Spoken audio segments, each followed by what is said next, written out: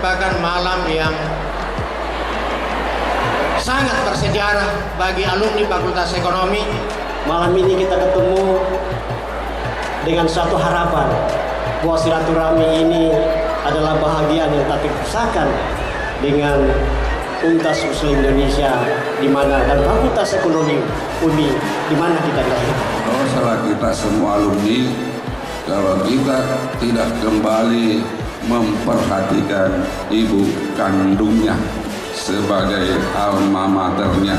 Inilah modal dasar kita akan membuat rancangan-rancangan, akan membuat program-program untuk bagaimana nanti dapat dijanjikan modal dasar ini untuk membantu teman-teman alumni yang memegang citra Fakultas Ekonomi adalah alumni.